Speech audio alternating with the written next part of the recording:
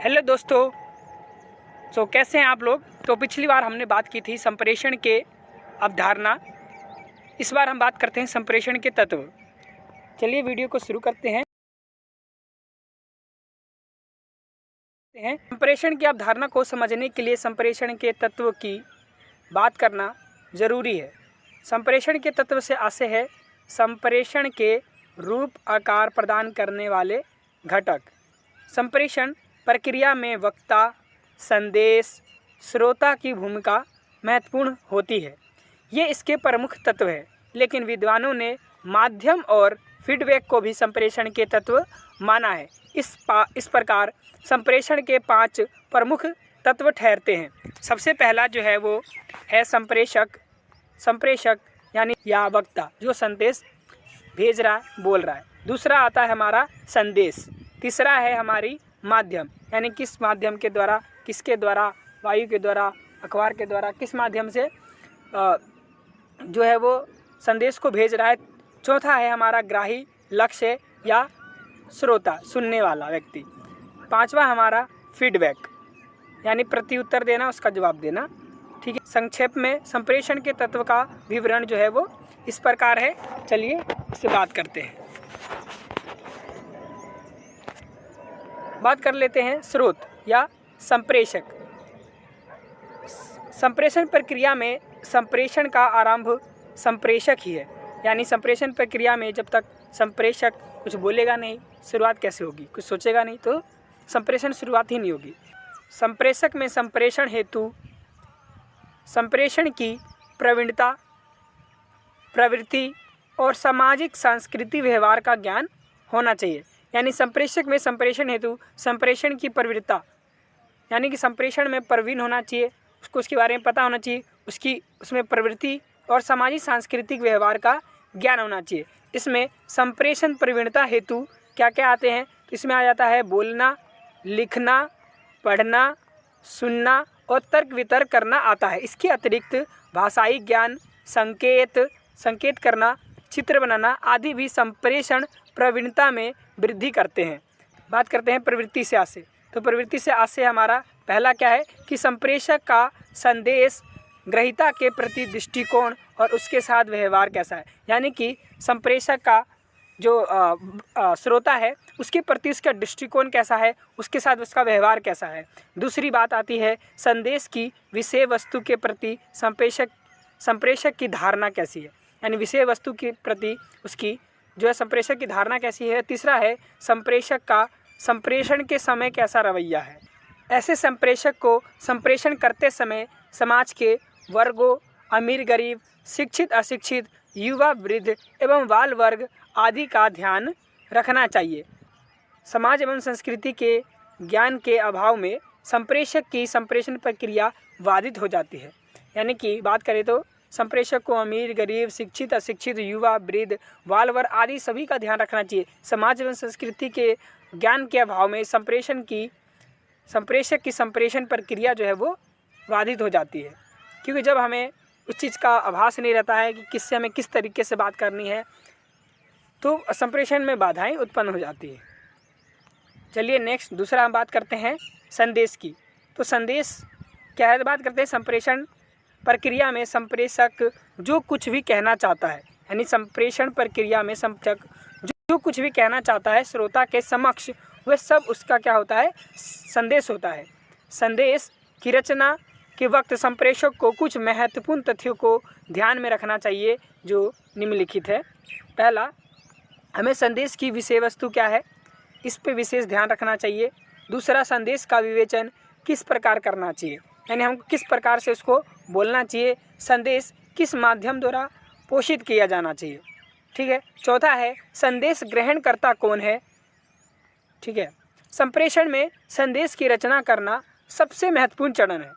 कई बार हम देखते हैं कि एक खूब पढ़ा लिखा जो व्यक्ति होता है वह भी अपनी बात सामने वाले तक ठीक से नहीं समझा पाता, जबकि एक सामान्य व्यक्ति अपनी बात को बड़े प्रभावी ढंग से अभिव्यक्त कर देता है।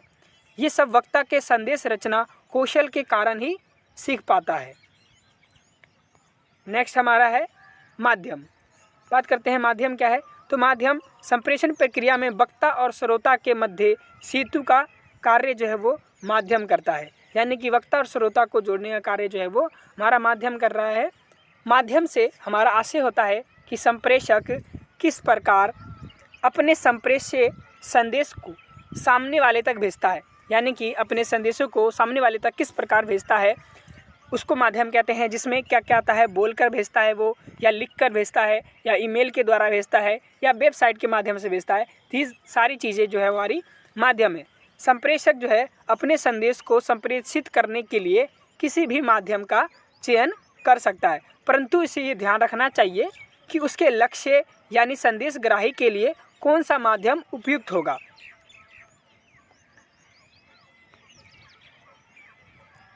संप्रेषण प्रक्रिया के सभी माध्यम उपयोगी होते हैं, परंतु उपयोगिता संप्रेषक संदेशग्राही की विशिष्ट स्थिति पर निर्भर करती है।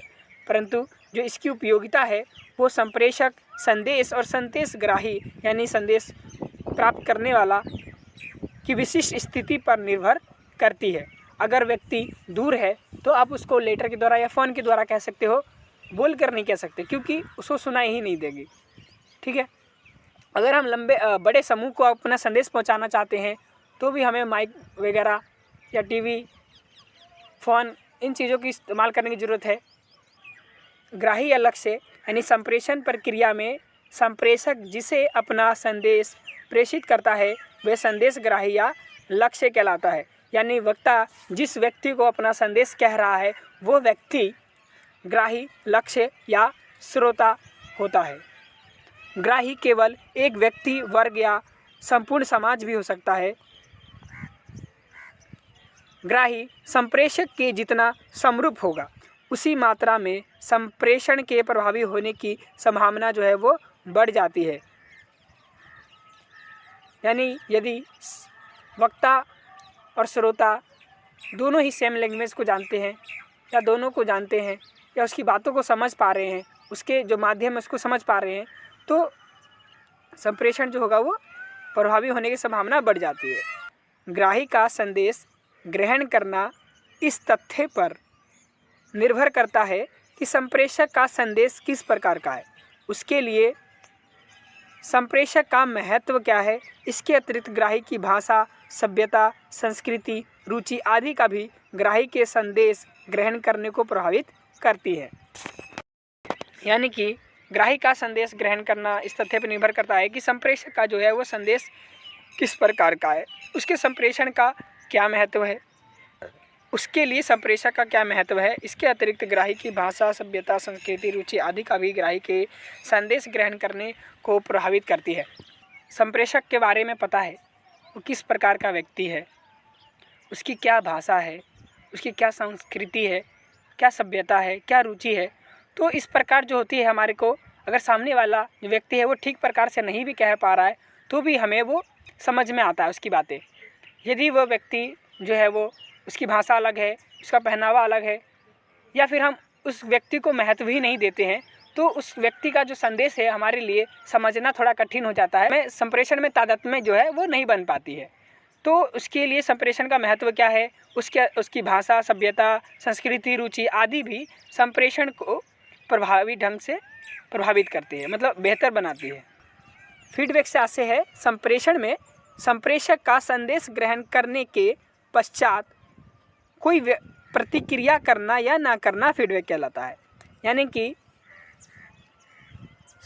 कि श्रोता की कही हुई संदेशों को प्राप्त करने के बाद उस संदेश के प्रति उत्तर देना या ना देना ही हमारा फीडबैक कहलाता है।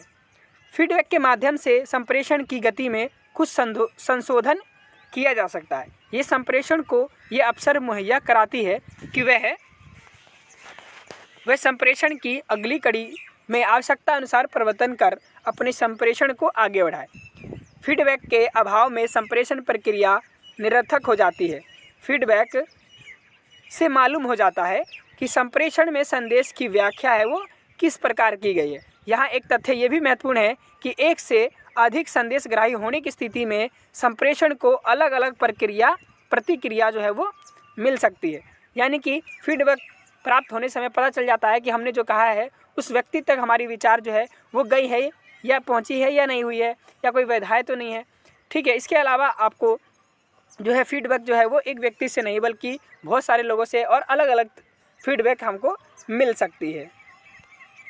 उसके बाद बात करते हैं क्योंकि सामान्य प्रत्येक ग्राही की सामाजिक, आर्थिक, सांस्कृतिक पृष्ठभूमि जो है भिन्न भिन्न होती है। खैर, संप्रेषण में परस्पर साझेदारी की प्रक्रिया विद्यमान रहती है, अतः फीडबैक भी जो है वो मिली जुली हो सकती है।